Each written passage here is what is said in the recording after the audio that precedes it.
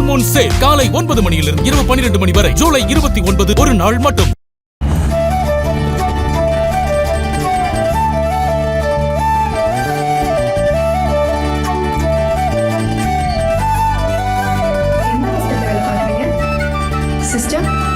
Sister உங்களை தான் எந்த ஹாஸ்பிட்டல்ல வேலை பார்க்குறீங்கன்னு கேட்டேன். யூனிஃபார்ம்ல வந்திருக்கீங்களே.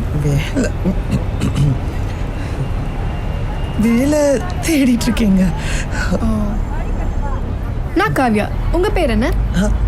உங்க பேர் என்ன? பேரா? பேர் வந்து ஐயோ பேரு சிஸ்டர் ஹன்சிகா மோத்வானி. ஹன்சிகா மோத்வானியா?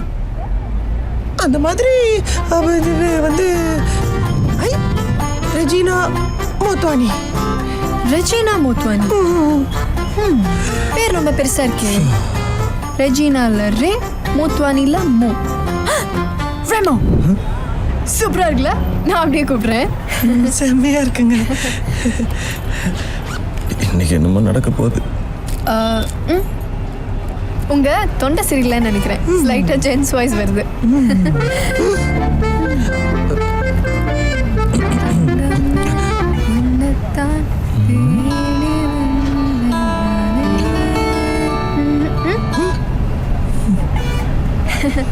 உங்களை எங்கேயோ பார்த்த மாதிரியே இருக்கு, ஆனா எங்கன்னு தான் தெரியல. ஒரு செல்ஃபி எடுத்துக்கலாமா? நெக்ஸ்ட் டைம் மீட் பண்றப்ப அப்படி தோணக்கூடாதுல்ல.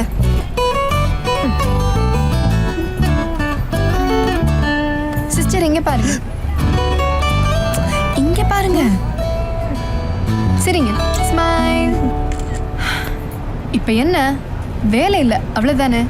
எதுக்கு போய் நம்பர் கொடுங்க? அதெல்லாம் வேணாங்க. ஏங்க? பரவாயில்ல, நம்பர் கொடுங்க. ஸ்டாப்பிங் வேற வந்துருச்சு. அப்பாடா வந்துச்சுடா சாமி.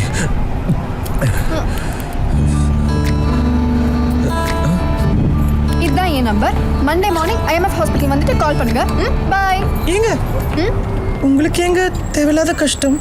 எனக்கு ஒரு கஷ்டமும் இல்லை. நான் அதே ஹாஸ்பிட்டல்ல தான் டாக்டரா இருக்கேன். மண்டே கண்டிப்பா வந்துட்டு கால் பண்ணுங்க, மீட் பண்ணலாம்.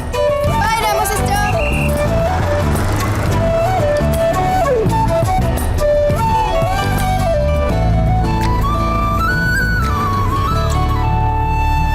ஏய், அவ உன்னை நடிக்க கூப்பிடல, நர்ஸ் வேலை கூப்பிடுறா. உன்னால நர்ஸா நடிச்சு சான்ஸே வாங்க முடியல, நீ எப்பறம் வேலை வாங்க முடியும்? ஏமா நர்ஸ் சொல்ல சும்மா இல்லப்பா.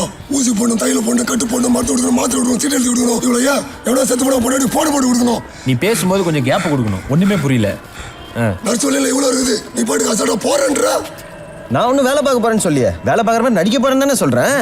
நடிச்சு என்ன பண்ண முடியும்? அவளுக்கு நிச்சயம் ஆயிடுச்சே. கல்யாணம் ஆகலையே, அதுவும் அரேஞ்ச்டு மேரேஜ். என்ன அவனை ஒரு வாட்டி 10 ஓகே சொல்லியிருப்பாளா? இன்னும் அவன் பேர் கூட மனசுல பதிஞ்சிருக்காது. இந்த கையேந்தி பவுன்ல எவனுக்கோ சுட்ட தோசை அதிர்ஷ்டம் தான் நம்ம தட்டுல வந்து விழுறது இல்ல? அந்த மாதிரி தான் எனக்கு நம்பிக்கை இருக்கு. அப்புறம் ஏன் நர்ஸா போனோம்? இப்படியே போய் ட்ரை பண்ணலாமே. ஓ பண்ணலாமே. நிச்சயான பொண்ணு போய் லவ் பண்றேன்னு சொன்னா செருப்ப கழட்டி அடிப்பா. டேய், நான் முதல்ல நர்ஸா போய் மனசுல என்ன இருக்குன்னு தெரிஞ்சுக்கணும். அதுக்கப்புறம் அவளுக்கு இந்த கல்யாணத்துல இன்ட்ரெஸ்ட் இருக்கா இல்லையான்னு தெரிஞ்சுக்கணும். சரி, இன்ட்ரெஸ்ட் இருந்தா நர்ஸா போய் அவளை கன்ஃபியூஸ் பண்ணுவேன். இன்ட்ரெஸ்ட் இல்லடா, எஸ்கே போய் அவளுக்கு ப்ரப்போஸ் பண்ணுவேன். ஏம்பா மாட்டிக்கிட்டா பெரிய பிரச்சனைடுமா. என் பிரச்சனையே கிடைக்கலன்றது தான்டா. நான் கூட அவளை ஈஸியா மனசுல இருந்து தூக்கி எறிஞ்சிடலாம் தான் நினைச்சுக்கிட்டு இருந்தேன்.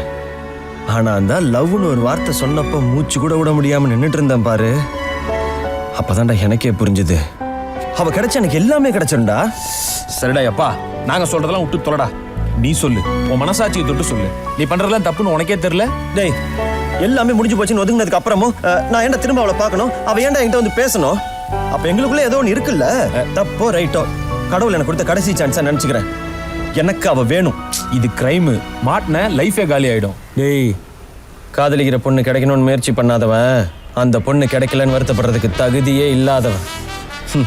என்னானாலும் சரி, நான் இறங்கி ட்ரை பண்றேன்.